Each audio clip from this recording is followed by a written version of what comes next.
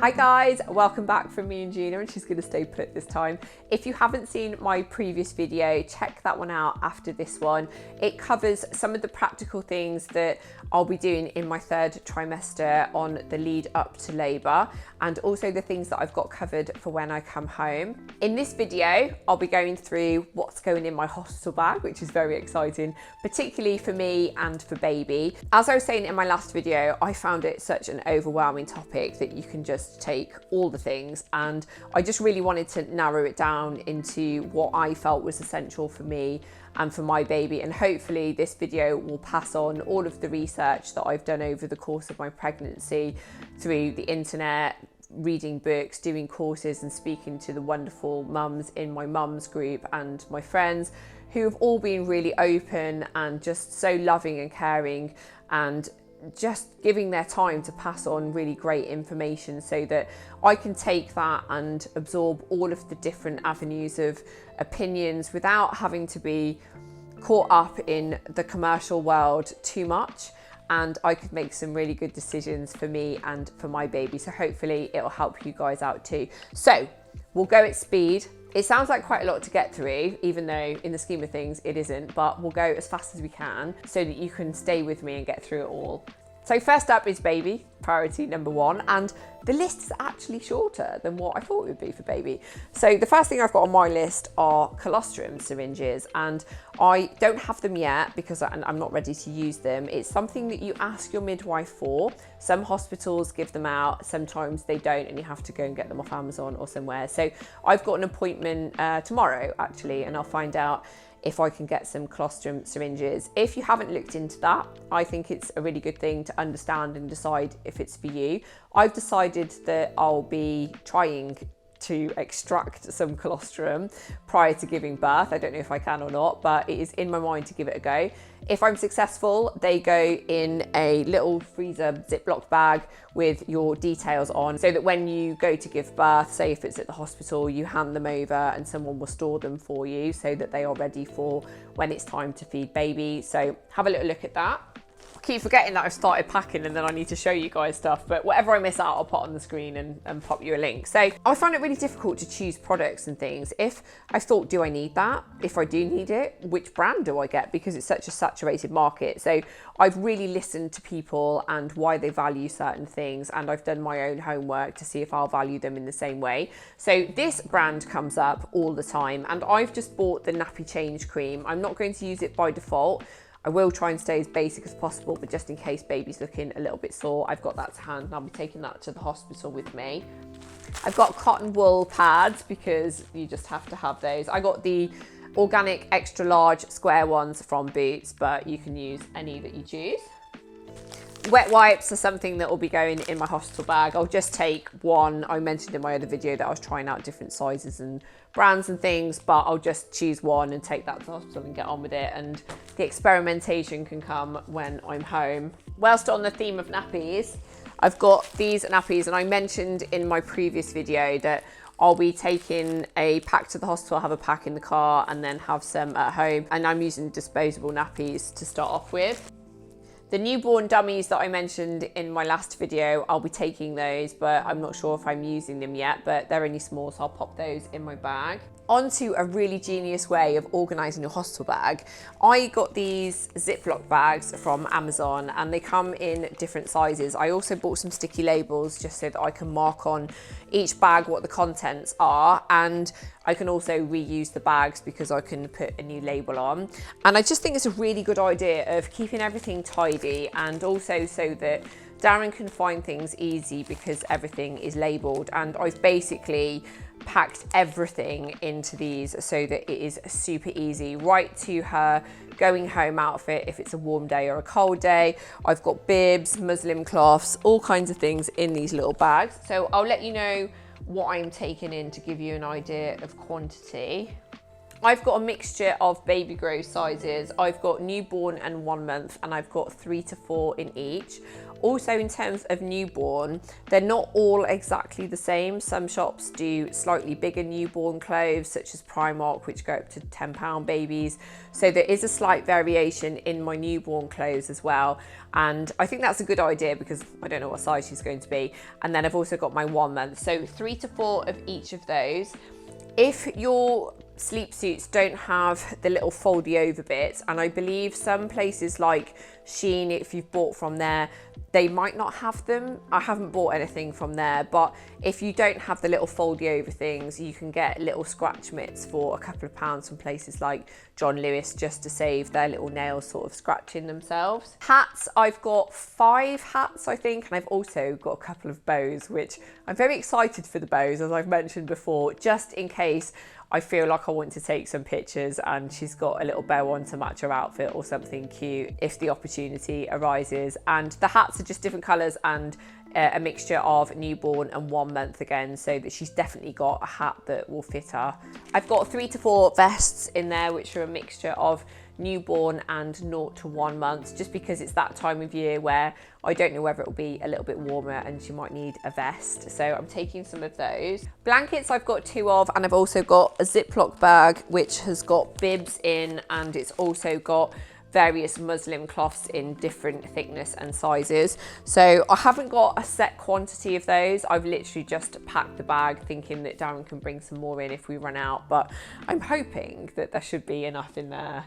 And that's about everything I've got on my list for baby, which is not too long really, is it? So on to mum. First thing, your birth plan and your hospital notes. I haven't written my birth plan yet. I'm pretty set on what I'm doing, and I know some people don't like to plan for their birth plan, but I like to be in a place of knowledge so that I can make informed decisions. So I have done my research, my due diligence is done, and I feel in a position to make decisions based on what I feel is right for myself and for my baby, but also being open to the plan changing as well. I think it can be quite stressful to make things too rigid, because ultimately the baby will decide on what happens and things don't always go to plan. So I think by having an ideal template, having a good idea of what you feel is right for you and your baby, but with the view to being open to change, is something that's really important for me, just to kind of keep calm and have control over that situation, and know that I've gone in with my eyes open, but also with flexibility. The next one you'll be really interested in, and that is, what snacks are you going to take with you? We know that we can be in labour for a little while and you need to keep your energy up. So packing some small volume, higher energy type snacks, they say, is a good idea. And people have recommended anything from Haribo to flapjacks to the non-caffeinated gel packs that you get for sports and things. So have a little think about what you fancy. But yeah, I'm keeping to smaller volume just so that I can kind of crack on with, I don't think that I want to get a knife and fork out and be eating properly, and I certainly don't think that I'll have room for much volume. So something kind of tasty and high energy I think will be going into my bag. I have 3 changes of comfy clothes that'll be going with me. I don't have a huge amount that fits me at the moment, so I haven't packed those yet, but I'm sure that I can pull 3 together. So 3 is the number. I've got a makeup off cloth going in my bag in case I go into labour and I've got a full face of makeup on. I don't need to worry about having a ton of stuff to take my makeup off. So I've just got one of those cloths that you can buy from TK Maxx. You can also get them in Primark, although there's a big quality difference in this case. I've got one of those going in my bag. And then I've got my general wash bag items, my toothbrush and my toothpaste. I might take some kind of CC cream or a bit of concealer or something if I just feel like brightening myself up one day. I am that person that gets up and I benefit from having routine, so I might feel like that I might want to freshen up a little bit in that way. I did it through lockdown and it made me kind of feel really awake and energized for my day. So I might take in a few bits and bobs that I like to use to feel a bit fresher. Hairbands, grips and clips you'll need whilst you're busy. It keeps your hair out of your face, you'll need those. Dry hair shampoo. I'm taking some of my toiletries in a transparent bag in case Darren needs to find anything and pass those to me. I've got a gigantic dry hair shampoo, which I will replace that for a travel one, but I'm just putting it in there in case I forget to swap them over. So I don't think I'll want to be doing hair wash day. So I'm also taking in 3 nursing bras. That's in addition to the bra that I'll be wearing when I go into labour. I'm not taking any nursing vests in. Some people do, but I don't have it on my list. I am still out on breast pads. I think I should probably get some because most people do need them, but I'm still thinking about the breast pads yet, but I think I'll probably get a few of those just to pop in my bag. All of the clothes that I'm taking into hospital for when I've been through labour, it's all zip or button up so that there's access for whatever's needed. So I think having kind of full button or zip thing is a good idea. I'm taking a big zip up hoodie. I'm not taking a dressing gown. Most people will take their dressing gown.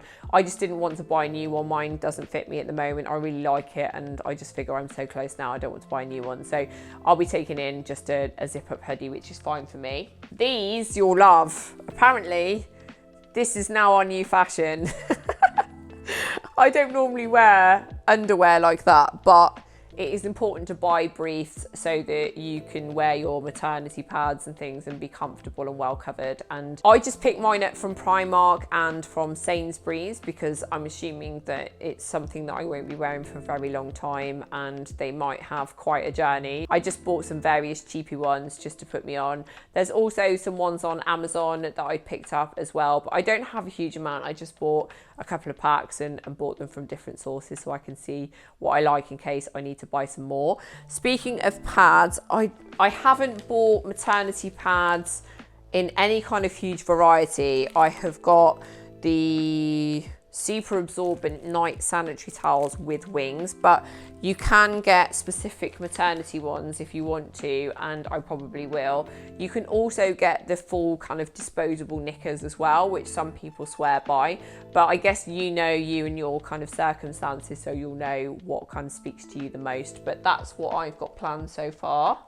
An old towel some people like to take, and I think it's probably useful if your water's broken and you're going in the car and you don't have the bed sheet pads that I mentioned in my last video.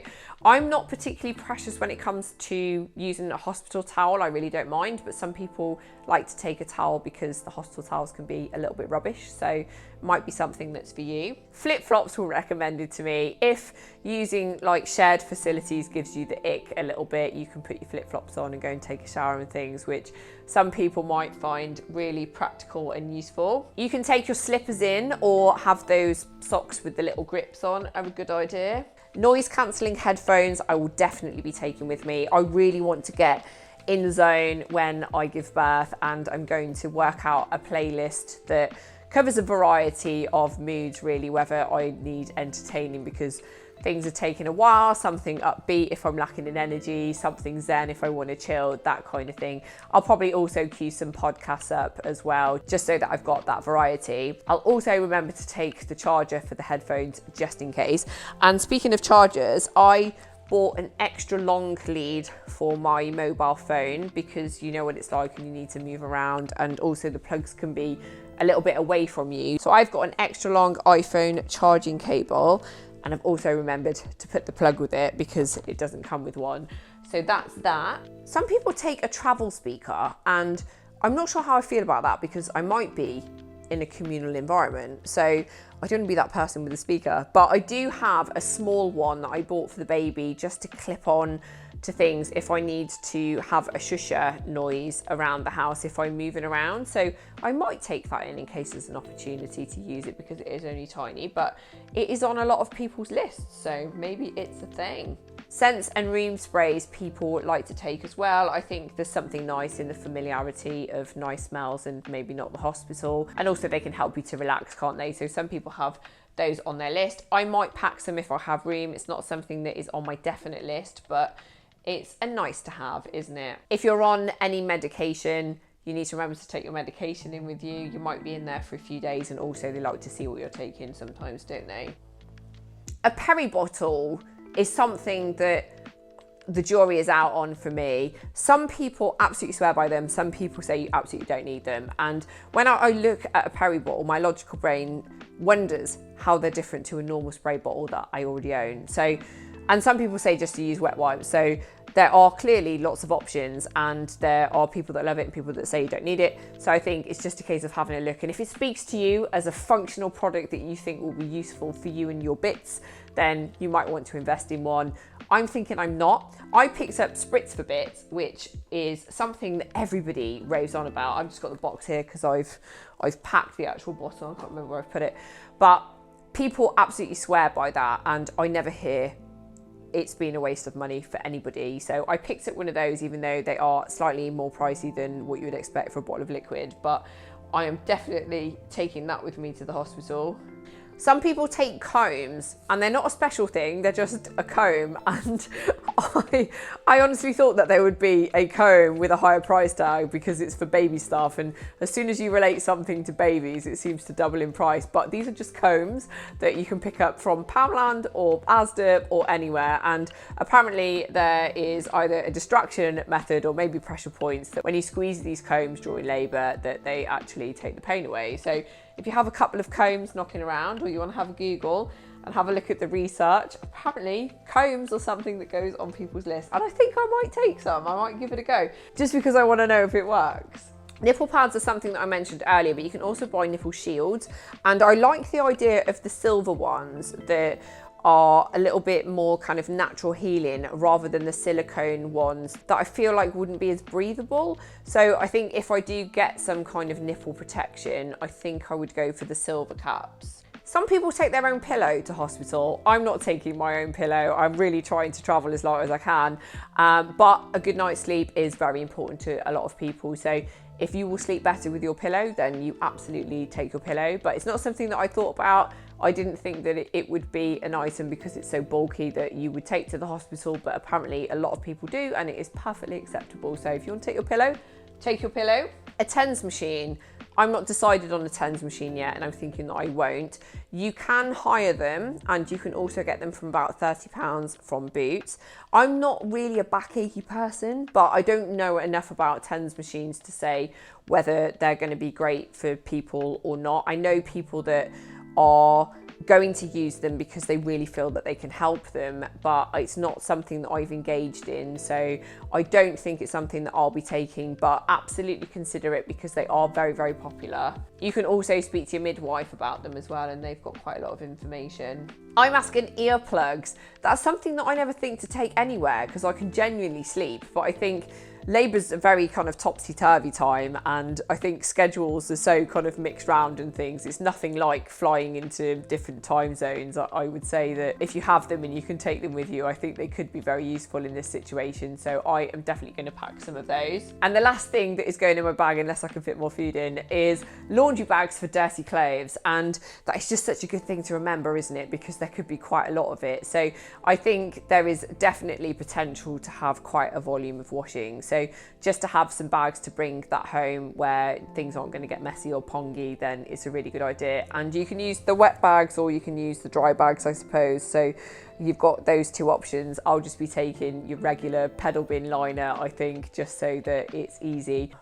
That's not too bad a list, is it? I think when I started out in my pregnancy journey, I thought that it would be an astronomical amount of stuff. And even though this is a longer list for me, because I'm somebody that likes to travel pretty light, I think because it's a medical situation, you really want to over prepare because you're not in a position to just pop out and get things. So I think that's not too bad a list. If I've forgotten anything, do let me know in the comments below. Also, if you have any gems that you want to pass on to people yourself, I'll really enjoy reading those. If you got to the end of everything, thank you so much. And I really, really hope that it was a helpful video, even though it was quite a long one to get through.